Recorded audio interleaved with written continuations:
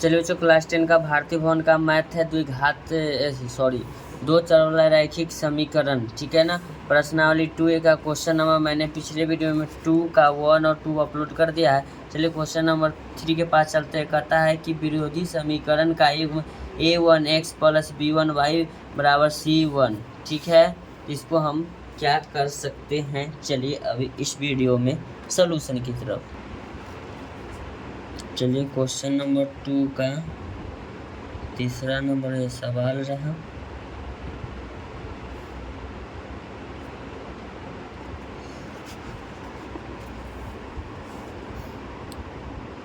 a1x + b1y = c1 और क्या है,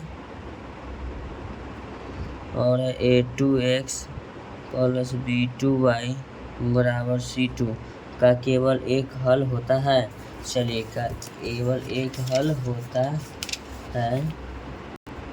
चलिए a बराबर मानेंगे आपका क्या होगा a1, चलिए b बराबर आपका हो जाएगा b1, c बराबर आपका हो जाएगा c1, ठीक है। चलिए अब d की तरफ चलते हैं।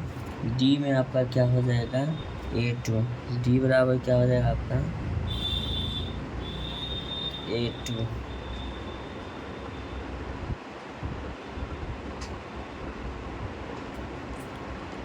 d बराबर a2। इसके बाद आपका क्या हो जाएगा e बराबर आपका हो जाएगा b2, c बराबर आपका हो जाएगा c2। तो a1 बट्टा a2 यहाँ लिखेंगे a1 बट्टा a2 बराबर b1 बटा क्या लिखेंगे b1 बटा b2, b1 बटा क्या लिखेंगे b2 लिखेंगे, b1 बटा b2 लिख देंगे।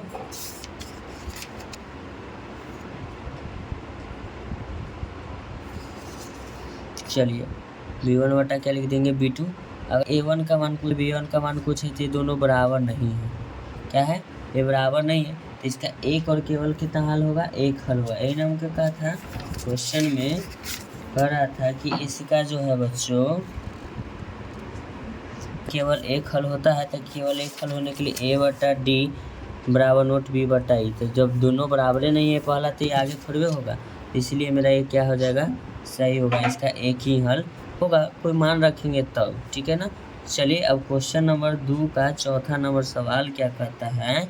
चलिए 2 का चौथा नंबर सवाल कहता है, देखिएगा, कहता है 4 के अतिरिक्त p के सभी मानों के लिए युगपत समीकरण 4x + py, ठीक है, बराबर -8। फिर लिखा है 2x + 2y बराबर -2 अद्वितीय हल होगा। चलिए इसका हम क्वेश्चन नंबर का लिखते हैं 4x + py बराबर माइनस क्या लिखेंगे 8, क्या लिखेंगे -8। और एक और कहता है 2x + 2y बराबर -2। चलिए a बराबर आपका हो जाएगा 4, b बराबर p हो जाएगा, c बराबर -8। चलिए d बराबर आपका 2 होगा, e बराबर भी 2 होगा, f बराबर आपका क्या होगा -2 होगा। f बराबर कितना हो जाएगा आपका -2 होगा। तो हम सूत्र जानते हैं a बटा d बराबर b बटा e बराबर c बटा f। जो सूत्र जानते हैं पहले उसका हम इस्तेमाल करेंगे। तो a के मान 4 है, चलिए, और d का मान 2 है, d का मान 2 लिखेंगे, फिर बराबर लिखेंगे b बराबर आपका p है, b बराबर p बटे e बराबर आपका 2 है। चलिए हम इतना ही को लेकर चलते हैं।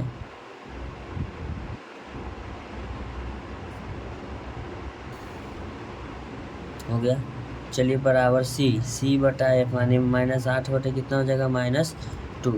सबसे पहले ये तो दोनों बराबर है नहीं, ये दोनों बराबर नहीं, इसको काट देंगे, काट दिए।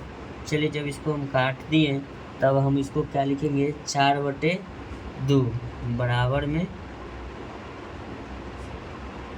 इसको काट देंगे क्या कि 2 दूना 4 कट जाएगा, ये हो जाएगा 2/1 बराबर p बटा क्या हो जाएगा 2। ये तो बराबर हुआ नहीं इसका, ठीक है, ये बराबर इसका हुआ नहीं। फिर लिखेंगे बराबर में, लिखेंगे इसको -8/-2, तो लिखेंगे p/2 बराबर -8/-2, माइनस से माइनस कट जाएगा, 2 चौके 8, तो लिखेंगे p/2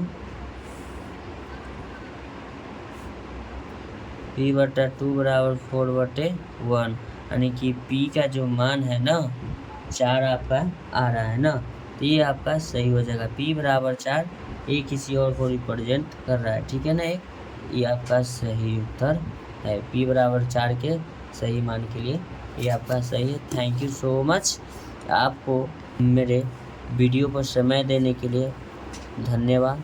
आप